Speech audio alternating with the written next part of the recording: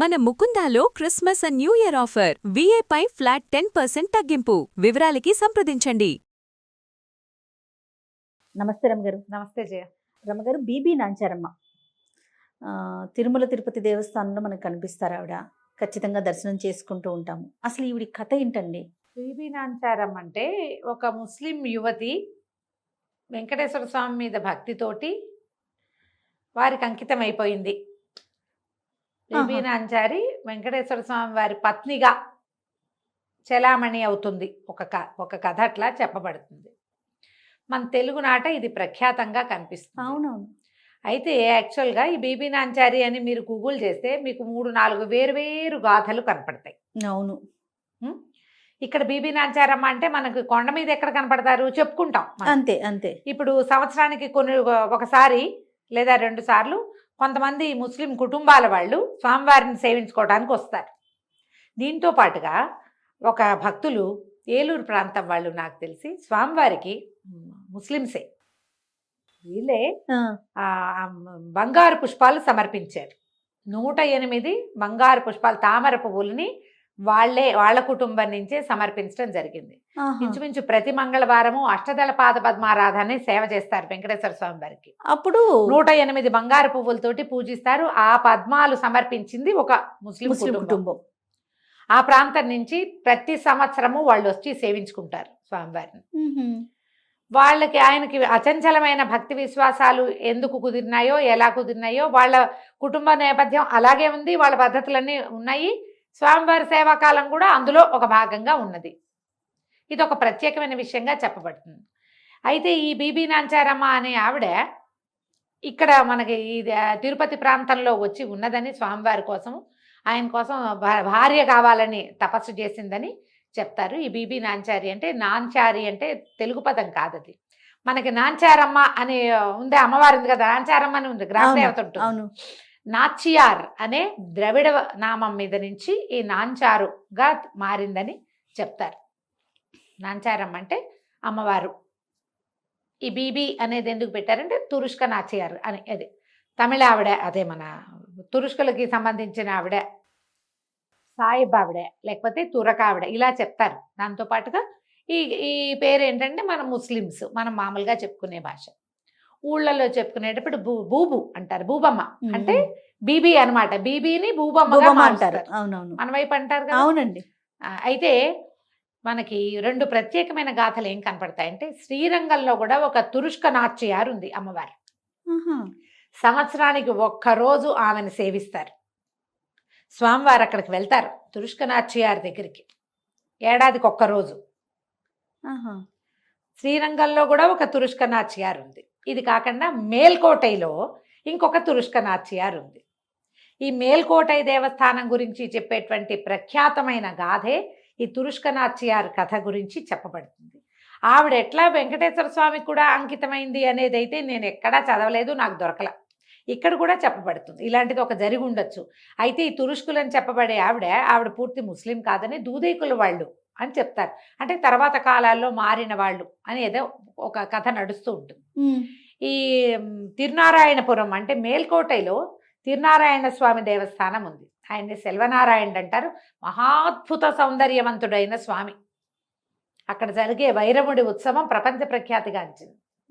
ఆయనకి ఎంత అందంగా ఉంటాడంటే చెప్పలేమన్నమాట.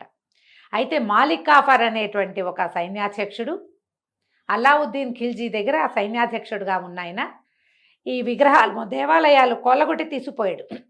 మైసూరు చుట్టుపక్కల, మేల్కోటై అంటే మైసూరు చుట్టుపక్కల కదా కర్ణాటకలో. ఈ దేవాలయాల్ని కొల్లగొట్టి తీసుకుపోయినప్పుడు సెల్వనారాయణ విగ్రహాన్ని కూడా అతను పట్టుకెళ్ళిపోయాడు. పట్టుకెళ్ళి తను కొల్లగొట్టుకొచ్చిన సంపదని ప్రదర్శిస్తే ఆ సంపదలో విగ్రహ స్వరూపంలో ఉన్న ఈ సెల్వనారాయణుడిని ఈవిడ రాజకుమార్తె అప్పుడున్న మాలిక్ కాఫర్ కూతురు అంటారు. కానీ మాలిక్ కాఫర్కి సంతానం లేదని కూడా కొన్ని గాథలు కనపడతాయి. ఆయన తృతీయ ప్రకృతి అని కూడా కొన్ని చోట్ల కనిపిస్తుంది. అవునో కాదో మనకు తెలియదు. అదేలేండి. ఇప్పుడు గూగుల్లో కనపడే వార్తలే ఇవి. మాలిక్ కాఫర్ కూతురు అంటారు, సుల్తాన్ కూతురు అని కూడా చెప్తారు. ఆమె పేరు సురతాని అనే పేరున్న అమ్మాయి ఆ విగ్రహాన్ని తీసుకుపోయింది తనతోటి.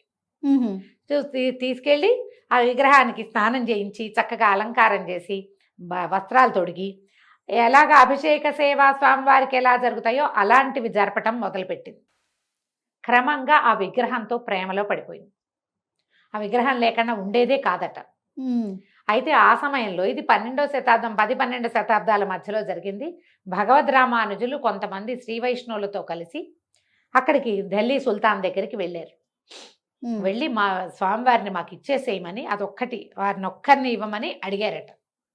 అడిగితే ఆయన, ఇగో అవన్నీ తెచ్చినవన్నీ ఇక్కడ పడేశాము, మీకు కనపడితే తీసుకెళ్ళమంటే ఈయన యువతలే ఉన్నారట. అప్పుడు ఆయన సెల్వపిళ్ళై రా ఇంటికి వెళ్ళిపోదామని పిలిస్తే విగ్రహం నడిచి వచ్చిందని కథ చెప్తారు. అబ్బా, సెల్వపిళ్ళై అని పిలుస్తారు ఆయన. ఎంత అందంగా ఉంటాడంటే సెల్వనారాయణుడు జయ.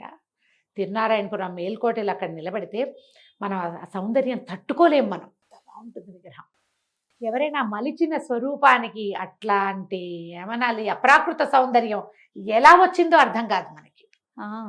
మామూలుగా మనకు వెంకటేశ్వర స్వామి పరమాత్మ స్వరూపుడు, ఆయనే. ఇప్పుడు కానీ ఏంటి, మనకు అంత పెద్ద విగ్రహము నేరుగా అట్లా ముఖంలోకి చూడగలిగే సత్తా చాలదు మనకి. అవును, దృష్టి నిలవదు జయ. మేము చూసామని చెప్తారు, చాలా తప్పు, అది జరగదు అసలు. అట్లా మనము ఆ అలంకరణ, ఈ తిరుమాలల తోమాలలు ఉంటాయి వాటిలోకి వెళ్ళిపోతాము, ఆ గడ్డం వాటిలోకి వెళ్ళిపోయి స్వామివారి ఆ నిజ సౌందర్యాన్ని మనం బాగా చూడలేకపోతాం.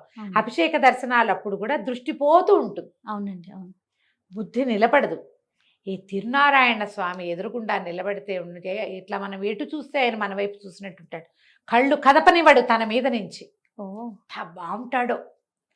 ఆ స్వామివారి విగ్రహం నడిచి వచ్చింది, రామానుజుల ఒళ్ళో కూర్చున్నారట. ఆయన స్వరూప విగ్రహాన్ని తెచ్చేసుకున్నారు. తీసుకొస్తే ఎప్పుడైతే విగ్రహం తన దగ్గర నుంచి అంతఃపురంలో నుంచి నడిచొచ్చే, ఎందుకంటే ఈ సామాన్ల కొట్టులో లేదు విగ్రహం, అదే యువరాణి దగ్గర ఉన్నాడు, అంతఃపురంలో నుంచి నడిచొచ్చాడని చెప్తారు. ఇప్పుడు మహత్యాలు జరగవు, మహిమలు జరగవు కలియుగంలో, వేదవ్యాసులే చెప్పారు అని చాలా మంది పెద్దవాళ్ళు అంటారమ్మా. ఈ భగవద్ అనుభవం ఉంది చూడు, అది అనుభవిస్తే గానీ తెలియదు. అంతే రమ్మగారు, మహిమ జరగకపోవచ్చు కానీ మనం అనుభవిస్తాం దాన్ని. ఇప్పుడు ఆయన వచ్చాడు అంటే చూడండి ఎట్లా గూస్ బంప్స్ వచ్చేస్తున్నాయి.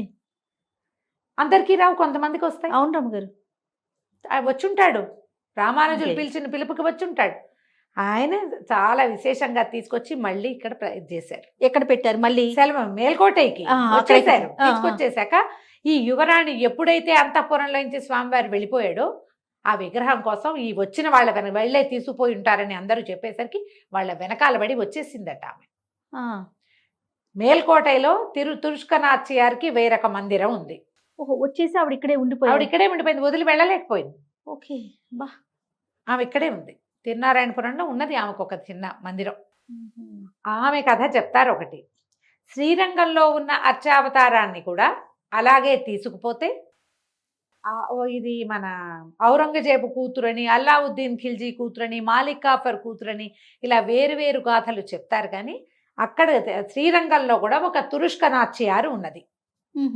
అక్కడ ఉంది. మనం శ్రీరంగం సేవాకాలాలు టీవీలలో చెప్తుంటారా, తురుష్కనాథ్యారు ఉందని తుళుక్కనాథ్యారు అంటారు. ఉన్నది అక్కడ కూడా. ఇప్పుడు ఈ కథల్లో ఏదైనా నిజమై ఉండొచ్చు. ఒక్కసారి ఆ స్వరూపాన్ని కంటితో గనక చూస్తే ఎవరైనా గుండెని తీసుకెళ్ళి ఆయన పాదాల ముందు పెట్టేయాల్సిందే. అంతే, దాసోహమే అయిపోవటమే. అలా అయిపోయి ఉండొచ్చు. ఆ బీబీ నాచ్యార్ అనే ఆవిడ కూడా, ఆ నాంచారమ్మ అనే ఆవిడ కూడా ఇలాగే జరిగి. సో తిరుమల తిరుపతి దేవస్థానానికి సంబంధించి మనకి ఎలాంటి కథనము? ఈ బీబీ నాంచారమ్మ అని చెప్తారు. ఒక ఆవిడ భగవంతుడిని ప్రేమించి ఆయన కోసమే తన జీవితాన్ని త్యాగం చేసింది.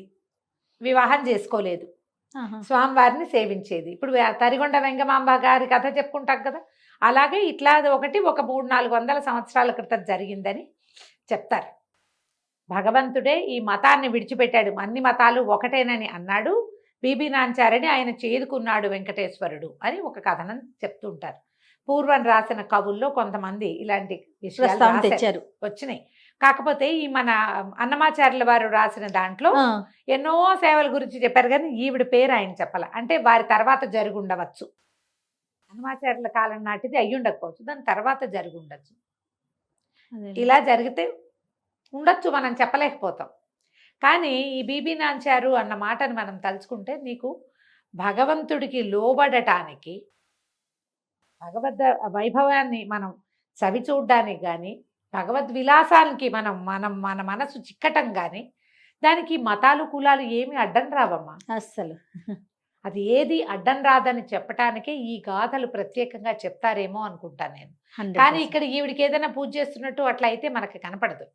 విగ్రహ మనకు రూపం కూడా మనం ఎక్కడ చూడం కదా పెద్దగా రమ్మగారు. చూడం. కథ ఒక అలా వెనకాల నడుస్తూ ఉంటుంది తప్పిస్తే ప్రత్యేకంగా ఇది ఆవిడ ఇల్లని, ఇది గుడని, మరి తిరుపతి ప్రాంత వాసులకి ఏమైనా తెలిసేమో, మనలాగా బయట నుంచి వెళ్ళే వాళ్ళకైతే తెలీదు. ఊరికే ఇలాంటి ఒక గాథ. ఇప్పుడు మంగాపురం వింటాం మనం కదా రమ్మగారు. శ్రీనివాస ఖచ్చితంగా. మంగాపురం ఉంది, అలివేలు అలివేలు మంగాపురం మంగాపురం ఉంది, ఉంది. అమ్మవారు ఉంది. రాత్రిపూట స్వామివారు దిగొస్తాడని పవళింప సేవామంగానే ఆయన కొండ దిగి పద్మావతి దేవి దగ్గరికి వస్తాడు. ఇలా గాథలు చెప్పుకుంటాం అవును. ఆమె కిందే ఉంటుందని. కానీ ఇది మనకి ఏమంటారు, పుస్తకబద్ధంగా కావ్యాల్లోనూ కథల్లోనూ కనపడేదే తప్పిస్తే మనకి అవును. వివరంగా తెలియదు కదా. అవును. ఈ బీబీ నాంచారమ్మ కథ కూడా అంతే, అలాగే కనిపిస్తుంది. కానీ మనం తిరునారాయణపురంలో అది మేల్కోటైలో, తర్వాత ఏమో ఇక్కడ కూడా శ్రీరంగంలో కూడా ఇది ఖచ్చితంగా మనకి కనిపిస్తుంది అన్నమాట. బీబీ నాంచారమ్మ అంటే ఇప్పుడు మతాలు వ్యవస్థ కాదు, మనిషి భగవంతుడు అంతే. ఆత్మ పరమాత్మ, మనం జీవాత్మ పెట్టుకున్నాయి పరమాత్మ కదా. అంతే. ఇప్పుడు ఇవి రెండు కదా ప్రధానమైనవి. ఏమిటి అవి రెండు. అంతే రమ్మగారు. మిగిలిన వ్యవహారం అంతా పైకున్న షెల్ అంతా ఈ కొండ పెంకులన్నీ మనం ఏర్పరచుకున్నవి కదా. అంతే కదా. అది ఇలా ఆలోచిస్తే ఈ కథలన్నీ నిజమే జరిగే ఉండవచ్చని అనిపిస్తుంది. అంతే రమ్మగారు. నమస్తే. నమస్తే.